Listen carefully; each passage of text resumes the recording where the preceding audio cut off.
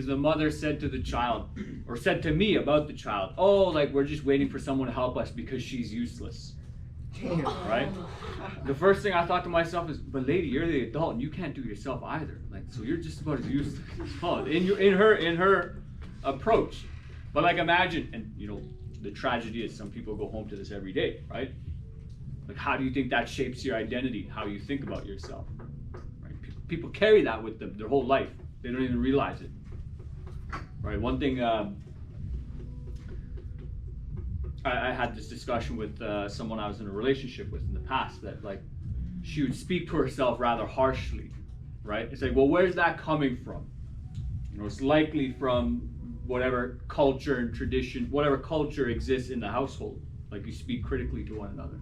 So she was very critical to herself out loud, and I always asked her, I wondered, like, hey, I can only imagine how you speak to yourself in your own head. But if you speak to yourself like that out loud, like, that's how you view yourself, right? So, you know, identity doesn't have to be a boring thing that you talk about in social studies. It's something very practical, right? And sometimes you need someone on the outside to highlight something that's wrong with your identity. Like, hey, somebody might need to point out, like, hey, the reason you get picked last in gym class even though you're good is because you're an a-hole. You treat people poorly, right? Or you're rude. Couldn't be me though. Anyways, you know, human beings are very fascinating creatures, just like all creatures, right? We really shape what we do by observations, right? Like, you observe someone do something, maybe they do it well, you're like, wow, I could do that as well.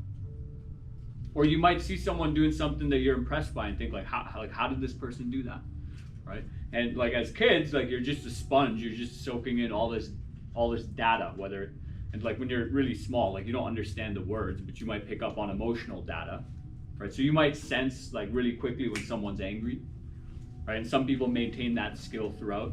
And anger might be a very easy one, right? Because like some people really lose their on people, right? So that's a little different than when someone's like irritated or annoyed, right? So like yesterday, Miss Rantucci went and asked a group of students, 4 students, hey, there's some stats, you know, out of all 4, like, you know, 1 in 4 students is gonna vape. So she wanted to know about vaping terminology. Well, one of the kids did like a physical gesture that I've learned that would suggest that it's a very personal topic to them, which is funny because this person, because you were all in this grade with this person's part of Vape Nation as well. So,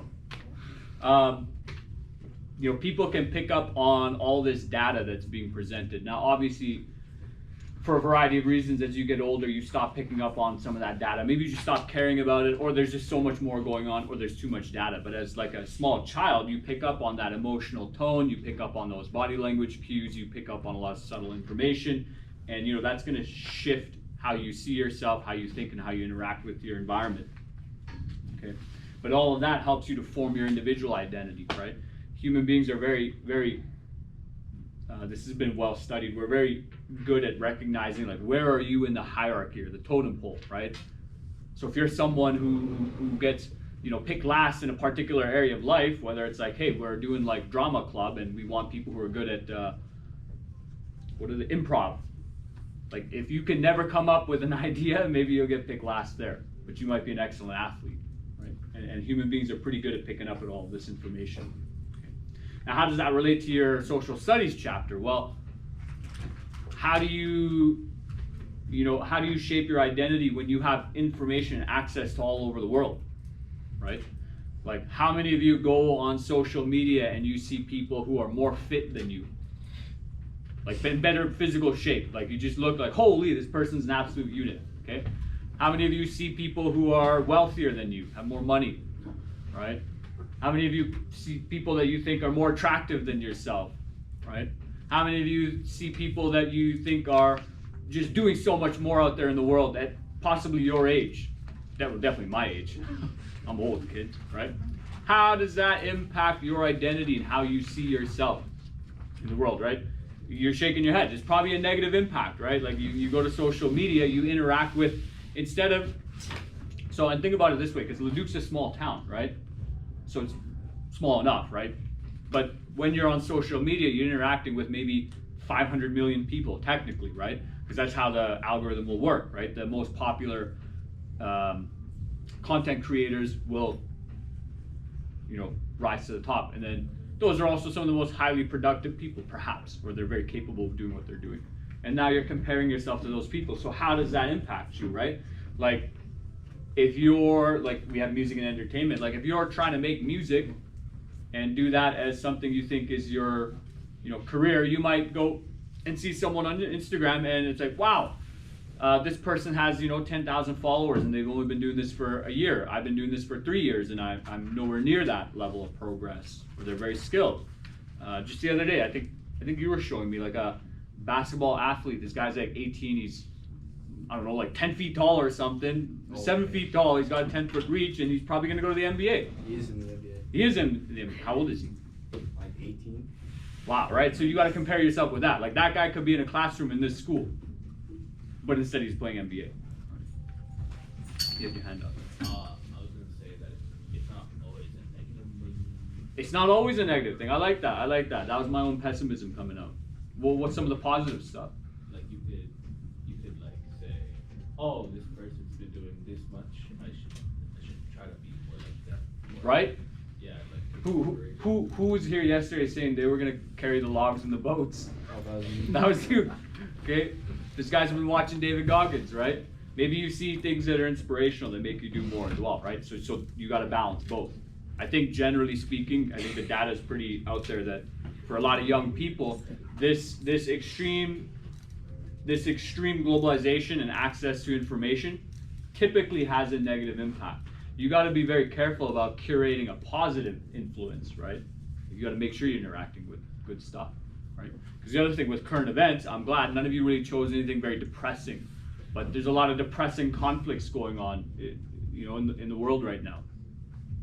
I think you were asking me like if I was going to be a little queasy about looking at the hockey player's throat being slashed on the ice. Well, my friend just posted the other day like a video. This was in Gaza and Palestine. There was like 5 dead children just laying out on the floor, and this person was recording. They're covered in dust and blood, and so no, that blurry photo or video of the hockey player isn't as bad as what could be out there, right? What impact does being connected to everything have on your psyche, your mental health, right? It's why I don't watch the news, kids. Okay, we'll move on. And look at this massive shift we take, talking about historical identities in Canada. That first slide was so good. Now I gotta talk about this one. What's up? What's your question? Oh, question. I'm stretching. He's just stretching. Sometimes you gotta stretch. Oh, look, he's awake and he's joined us. Stretching. Do you really not have notes? No, they're in my bag somewhere. It's just I don't wanna. It would take me probably 20 minutes to find it. So We've only been in class for 40. Yeah. I'm also really lazy. I'll organize my bag later.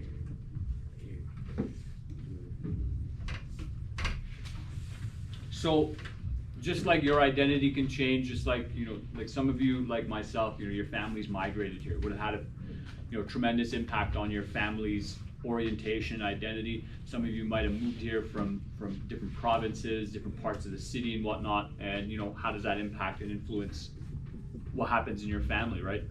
That's very stressful. Canada's identity historically, there was a lot of indigenous groups here about 10,000 years ago. And I mean a lot, like hundreds of various unique groups, both in North, Central, and South America, right? This Western Hemisphere was very well populated with diverse groups of people. They had their own unique identity, they had language, they had their own traditions, clothing, right? They were very unique and individual. And then, around the 1700s, 1800s, in mass, you have this other identity group that comes in, right? Particularly British people in North America. In North America, the French as well to some extent, although the French lost their conflict and so back to France. in South America, you have the Portuguese and the Spanish that mostly conquer that area. And look how it dramatically impacted, you know, the identity of this place. So I know I'm recording, this isn't the best way to phrase it, but my high school social studies teacher did this, and I thought it was very funny. Okay, so look, do you see what country this is, kids? No. Yes. You can't see. What is this? What country is this? Brazil. Brazil. What language do they speak in Brazil? Okay, where's Portugal? Portugal's right there. So what do you say? Look, you got little ass Portugal, you got big ass Brazil. So how did that happen? How did this tiny little country right there, you see Portugal? It's just a little speck. It's like the size of my pinky nail. And look at all of Brazil. They all speak Portuguese. You know, how do you think that came to be? What is the impact of that? Okay, well, colonization was part of an effect, right? You know, how do you think that changed the way the culture and lifestyle, you know, what changes do you think what impact do you think those changes made, right? All of a sudden, you go from your indigenous cultures, language, tradition, and an entirely different way of being interferes with, you know, the let's say the destiny of your people, okay? And the same thing happened in Canada as well, right? So, you know, for many of us, we probably don't see a whole lot of indigenous First Nations Canadians anymore, right? It might actually be a rare sight. Whereas if you had a time machine, you went back, you know, 400, 500, 600 years ago, you would be a rare